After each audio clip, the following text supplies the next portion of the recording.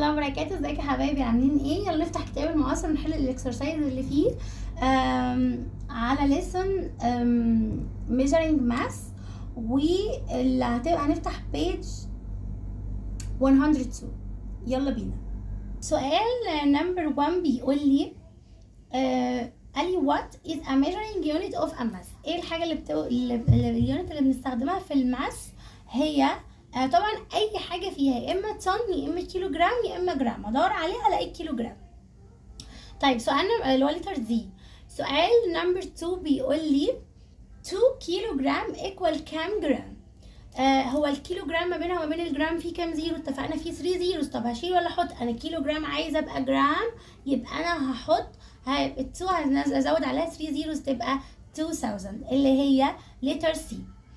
سؤال نمبر 3 بيقول لي 10 كيلو جرام ايكوال كام جرام؟ الكيلو جرام فيه كام جرام؟ طبعا 3 زيروز، هنزود 3 زيروز يبقى 10000 اللي هي هتبقى لتر دي.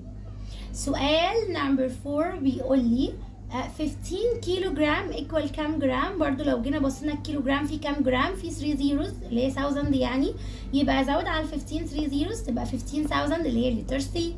سؤال نمبر 5 بيقول لي 5 طن ايكوال كام كيلو جرام؟ ما بين الطن والكيلو جرام في كام زيرو؟ في 3 زيروز، يبقى ال 5 وجنبها 3 زيروز اللي هي 5000 اللي هي لتر دي.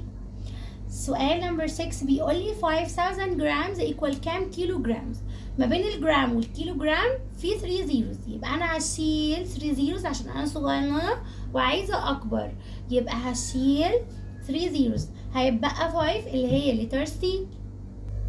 سؤال نمبر 7 بيقول لي 12000 جرام ايكوال كام كيلو جرام؟ ما بين الجرام والكيلو جرام في 3 زيروز، يبقى انا هشيل 3 زيروز عشان ده صغير وعاوز يكبر، يبقى هتبقى 12 اللي هي لتر دي.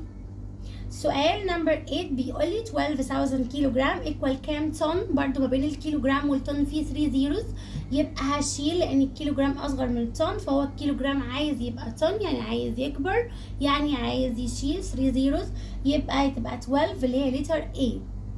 سؤال نمبر 9 بيقول لي 9 كيلو جرام and 600 جرام ايكوال كام؟ اكيد عايز يلمهم ويحولهم للحاجه الاصغر اللي هي الجرام، يبقى الكيلو جرام فيه كام جرام؟ فيه 1000 اللي هي 3 زيروز، يبقى 9 وجنبها 3 زيروز اللي هي 9000، وهنا 600 يبقى 9600 اللي هي لتر سي. سؤال نمبر 10 بيقول لي 5 كيلو جرام and 861 جرام ايكوال كام جرام؟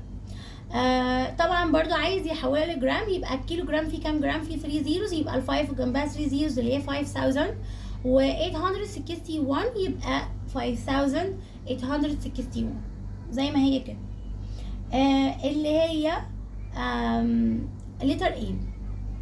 سؤال نمبر 11 بيقول لي 5 كيلو جرامز and 904 جرامز ايكوال كام جرامز؟ عايز يحول من كيلو جرام لجرام، يبقى فيها 3 زيروز يبقى 5000 و 904 تنزل زي ما هي، يبقى 5904 اللي هي لتر A.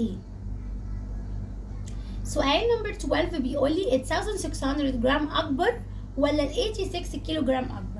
ركزوا معايا، انا عشان اعمل كومبيرنج ما بين حاجتين لازم يكونوا قد بعض، يعني ما يجيش يقول لك مثلا الدولار اكبر ولا مثلا مليون جنيه مثلا، او مفترض 20 دولار ولا 5000، فانت هتيجي تقولي طب ممكن تقولي لي الدولار بكام عشان احوله يبقى بالجنيه عشان اشوف اني اكبر. هي دي نفس الفكره، انا مش عارفه الجرام اكبر، حد يقولي طب ما الكيلو جرام اكبر، طب ما انت ممكن لو حولت الكيلو جرام لجرام يبقى ده تحول اكتر، فلازم عشان تعمل كومبيرنج لازم يكون ليهم نفس اليونت.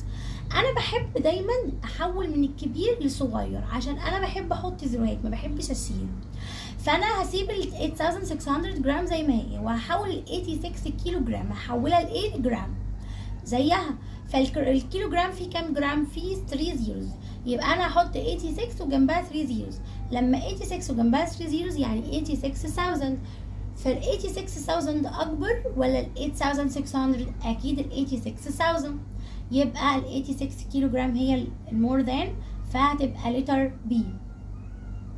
سؤال نمبر 13 والاخير بيقول لي which of the following is the greatest mass. مين هنا اكبر حاجه؟